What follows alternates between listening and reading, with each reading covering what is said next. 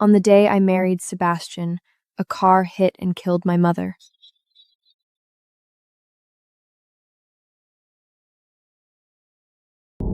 The driver was Chloe, the girl Sebastian raised himself. In the police surveillance footage, Chloe dragged my mother down the street for hundreds of yards. She went too far this time. No matter what you decide, I am on your side. After 8 years together, Sebastian was finally taking my side. I handed all the evidence to the prosecutor and insisted on charging Chloe with murder. The night before the trial, Sebastian threw a blank check at me and forced me to change my statement. Chloe is still young and reckless. It is normal to make mistakes. I already punished her. To make me miss the trial, Sebastian locked a pregnant me inside a remote guest room in the estate. He cut off the communication and sent everyone away. 3 days and 3 nights. At that moment, I finally saw clearly. Sebastian never chose me. 3 days later, Sebastian pushed the door open. Joanna, have you thought it through? That was his first sentence. He did not ask how I was doing. He only cared about his girl. I looked up and gritted my teeth. I will never change my statement.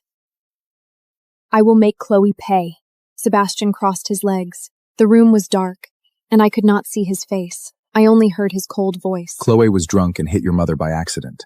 I will pay the compensation. Write whatever amount you want on the check. Is that not enough? People like your mother are a dime a dozen. This money is more than enough to buy her life. Joanna, you win. Win? My chest tightened, and I could barely breathe.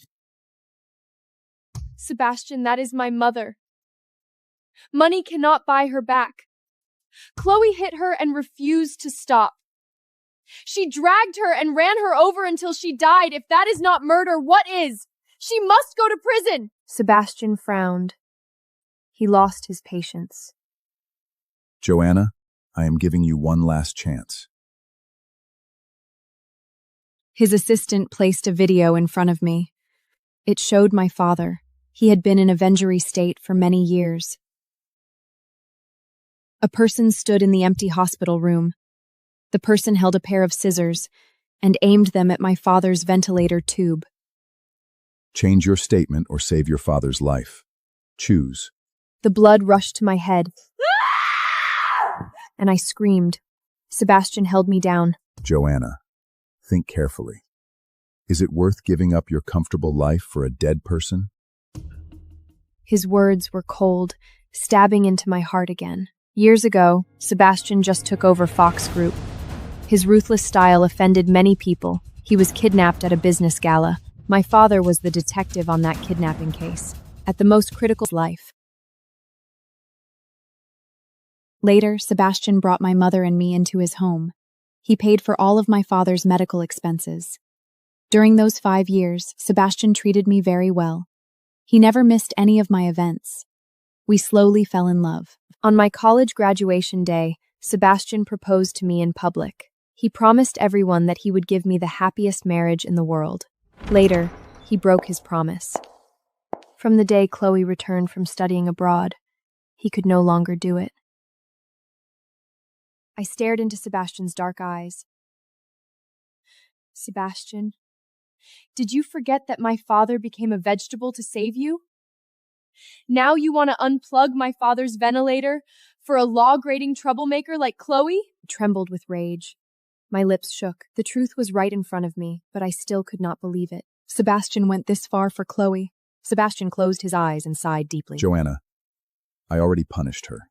She knows she was wrong. Going to court will only turn the entire Fox family into a laughingstock. I knew what his punishment meant. Grounding her for a few days. Freezing her credit cards. These minor punishments. It had been 8 years. He never grew tired of saying it, and I had grown sick of hearing it. After Chloe returned, whenever Sebastian and I spent a few minutes together, she would call and take him away. She either cried about committing suicide every day, or she caused trouble and waited for Sebastian to clean up her mess.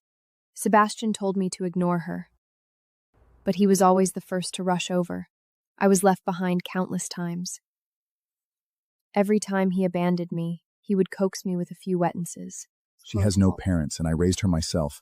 I have to be responsible for her. She is spoiled, but she is not a bad person. She is still young. Give her some time. Until this time, to stop Sebastian and me from getting married, she drove her car and killed my mother. I thought Sebastian had common sense when it came to major things. Now I see he does not. His heart has always belonged to Chloe. I stared at the video. The tears I held back for weeks finally fell. Sebastian, I agree. A flash of pleasant surprise crossed his eyes, and the smile on his lips was blinding. Joanna, I knew you would understand. In 7 days, we will have another grand wedding, okay?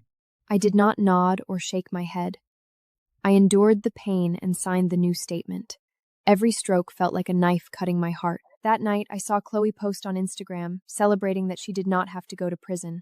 Behind the party photos was a pile of luxury gifts. The most expensive one was a vintage luxury watch. It was worth $3 million. Sebastian bought it at a charity auction last month. Love you, Sebastian. You saved me again. Among the likes, I saw Sebastian's profile picture. In our 8 years together, Sebastian never liked my posts, but he liked every single one of Chloe's. She just cares about these small things. If I don't like it, she won't stop throwing tantrums. I never made a scene with him over Chloe, just because I loved him. Now my mother was killed by Chloe, yet he was celebrating her new life. I stood by the window and made up my mind. I called my lawyer, prepared the divorce papers and the civil lawsuit. I looked down at my flat stomach. I was pregnant. No matter how hard the road ahead would be, I would keep this child alone. The next day, I held a memorial service for my mother at the church. Her urn sat on the long table at the very front, surrounded by her favorite white roses. Sebastian arrived, holding at Chloe's hand. When I saw them, Chloe was leaning down to place her flowers among the white roses in front of the urn. "Who allowed you to come?" My face turned pale, and I slapped the flowers out of her hand. The bouquet hit the back of her hand and scattered all over the floor. Chloe screamed, pulled her hand back, and hid in Sebastian's arms. "Sebastian, it hurts." Sebastian stared at her red hand, and his eyes instantly turned cold. She just came to bring flowers. Joanna, did you really have to hit her? Chloe's eyes turned red, and tears welled up. She grabbed my arm with a wronged expression. "Joanna, I am sorry. I wanted to give you two a wedding gift that day. I really did not know it would turn out like this. Sebastian already punished me severely. I know I was wrong, really." Chloe was best at this play, playing the victim and acting innocent, and Sebastian always fell for it. In the past, I tolerated her for Sebastian's sake. Now, I would not. "Sebastian, I am saying this for the last time. Take her away." Everyone present knew that Chloe drove the car and killed my mother. In the corners of the hall, several people glanced at her and whispered. The wronged look on Chloe's face crumbled completely. She was just an old woman. If I didn't hit her, how many more years could she live? If Sebastian didn't force me to come, do you think I would want to be here? She scowled and walked straight to the front row. Before anyone could react, she grabbed the urn holding my mother's ashes from the table. "You won't let me pay my respects? Then no one gets to give her a proper goodbye." I watched her raise the urn high. My heart almost jumped out of my throat. A sharp crash echoed. The urn slammed heavily against the marble floor and shattered into pieces. The entire hall gasped. I rushed over and knelt on the cold marble. The ashes were scattered everywhere. I could not even let my mother leave in peace. My nose stung, and my eyes burned, but I bit my lip hard to keep the tears from falling. On the other side, Chloe went completely crazy, turning the place upside down. She knocked over flower stands, pushed down candle stacks, and threw my mother's portrait to the ground. A solemn memorial service was completely ruined by her. Heartbroken, I walked out of the church. Sebastian finally caught up with me. Chloe just has a short fuse and hates people talking about her. This time, she did go too far. Don't worry, I will rearrange a memorial service for your mother. Hearing the same old lines made me want to throw up. Sebastian grabbed my arm tightly. I looked down at his hand. No need. I pushed his hand away. I had no energy left to waste on them. Sebastian looked at his empty hand.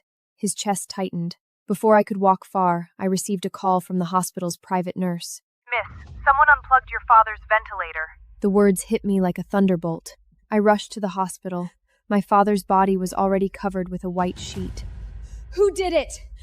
Who exactly was it? Did I not tell you to watch my father's room? How could anyone get in? After Sebastian threatened me with my father's life last time, I changed all the nurses and bodyguards. I did not expect something to go wrong anyway. It was Chloe. She sneaked into the room at night and unplugged his ventilator herself. By the time we found out, it was too late. She brought people from the Fox family with her. We could not stop them at all. The nurse's face was pale with fear, terrified of being blamed. Miss Hale, stop fighting her. The image of Chloe destroying the memorial service flashed in my mind. The anger in my chest could no longer be suppressed. I took a cab home. As soon as I got out of the car, I heard music and dancing inside the villa. If Joan's father hadn't saved Sebastian, how could he ever marry her?